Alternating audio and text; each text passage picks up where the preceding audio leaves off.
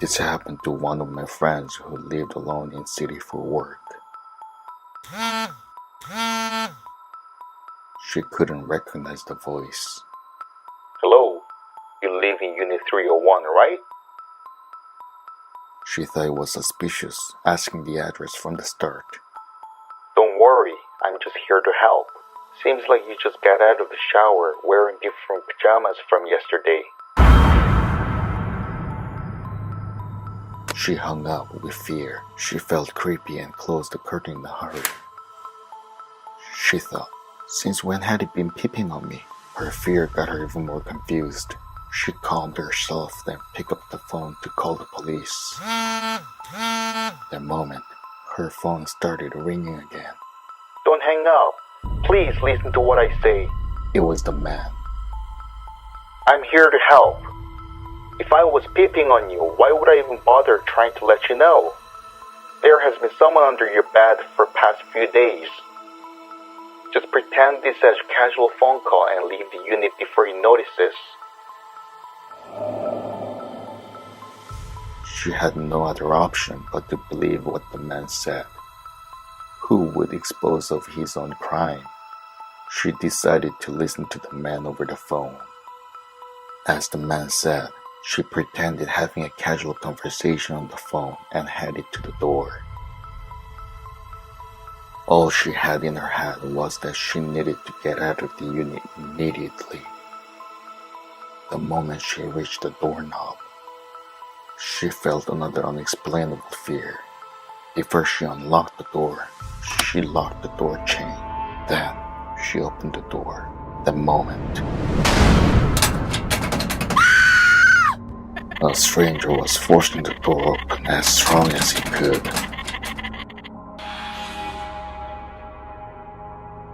The guy said, "You're even more beautiful watching down here." She closed the door immediately, then called the police, but the man was already gone.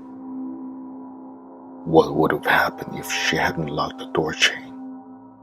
Until now, she still suffers from the fear and always leaves the curtains closed.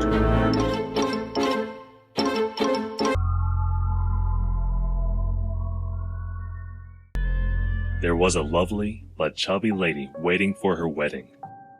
She wanted to make her wedding perfect, and she wanted to look perfect too. But she failed every diet she tried.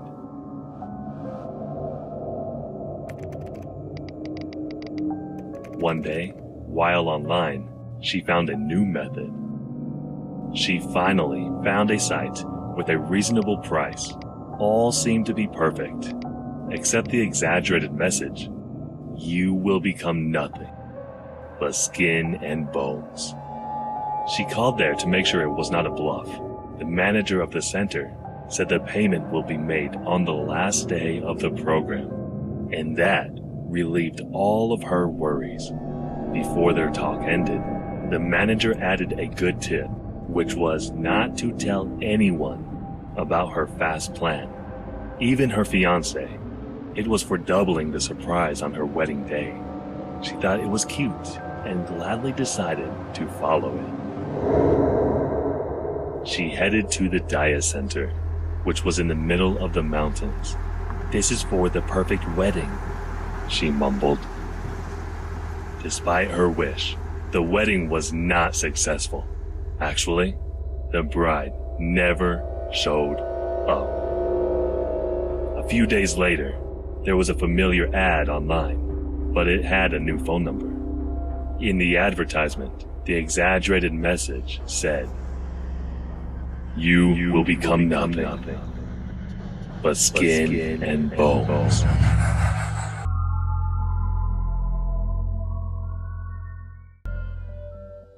The investigators came in. They asked me to tell them about anything that I can remember about the case. I was asked the same thing from yesterday, but by different people. I told them I couldn't remember anything, but they were persistent. I really couldn't remember. The doctor said it was temporal amnesia because my head was hit so hard. They pushed me.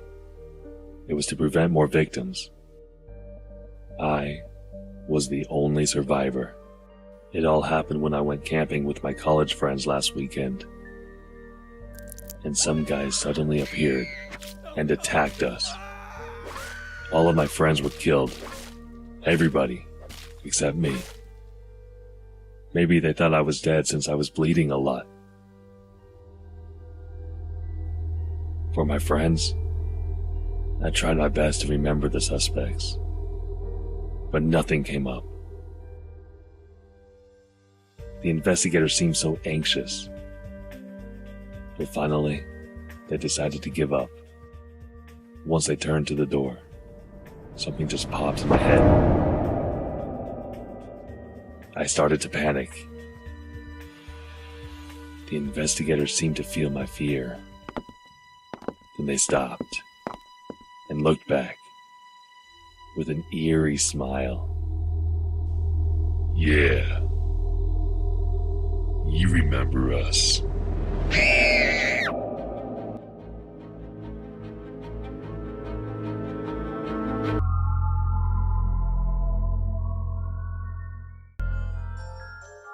There was a top magician in the city. His magic show was mainly made up of cutting people in a box with an electric saw. The participant looked so painful, as if it was real. And finally, they acted like they passed out. The highlight of the cutting magic was the participants' act. The actors were different each time, but all of them did act like they were really getting cut. Sometimes the audience suspected if it was real, but they finally forgot about that when the participant walked out from the box with not even a single injury. In the audience, they all stood up and cheered and applauded for the magician and the actors. Meanwhile, there was a town far from the city where the magic show took place. In a job center, there was a recruiting advertisement that was always posted on a board. Maybe no one had been hired yet. The ad said, "The magic show agency is looking for twin actors."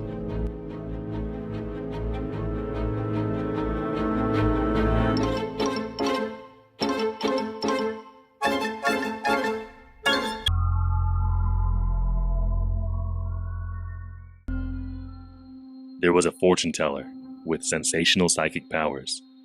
She had correctly foreseen the future of all of her visitors. At the end of every visit, she always added that the future could never be changed.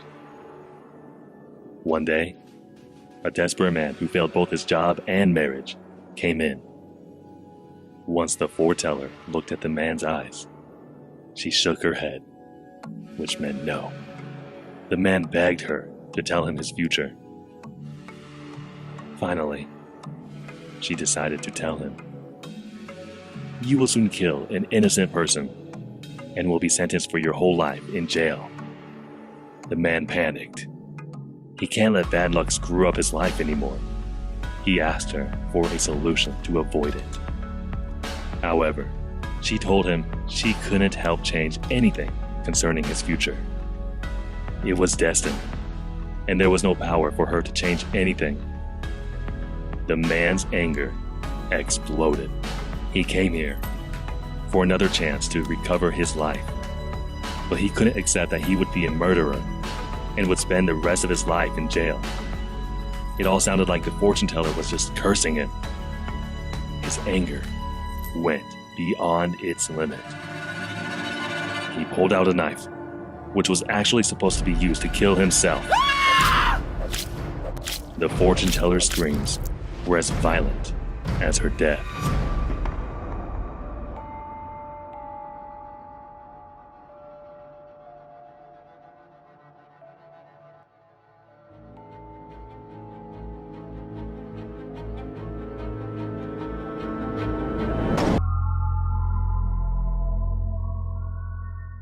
I decided to complete something that was on my bucket list while traveling alone: bungee jumping.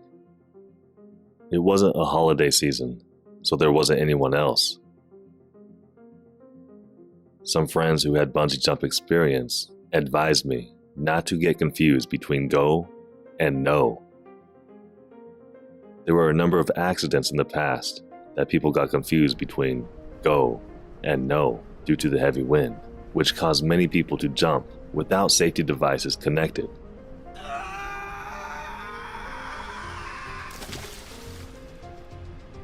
When I first heard that, I thought it was just a joke, but the thought changed as I was put in front of the jump. Fear controlled my body, and I realized anyone could get confused between go and no under these conditions. Then I heard, "Go! Go!" from behind, telling me to jump, but I couldn't. The moment I looked down, my legs just froze. Again, I heard, "Go! Go!" from behind. The repeated sound annoyed me, so I looked back. Then I realized the safety ring that was supposed to be connected wasn't attached yet. I couldn't keep my legs standing. Just being in front of the jump without a safety device put me in shock. Imagine jumping without it. As I looked back with resentful eyes, the assistant, with an unsatisfied face, said, "No! No! No! No, no, no," which was completely different from what he had said. Go, go, go. I bet he changed his words when he saw me looking back.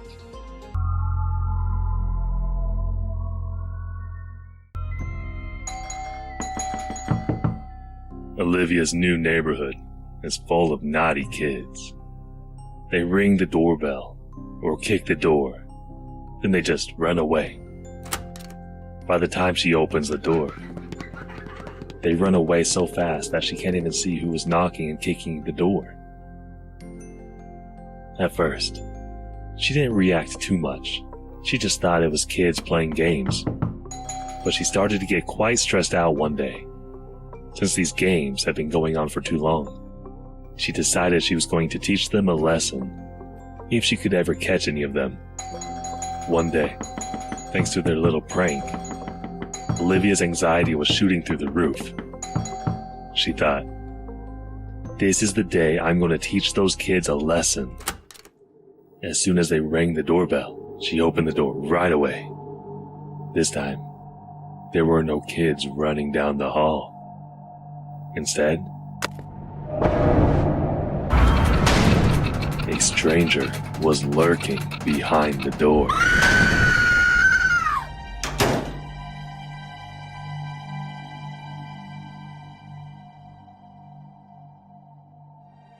A few days after Olivia went missing, a new girl recently moved into the building, and the man watching behind her with a smile told the kids to play the game again. The kids replied, "You mean the doorbell ditch game?"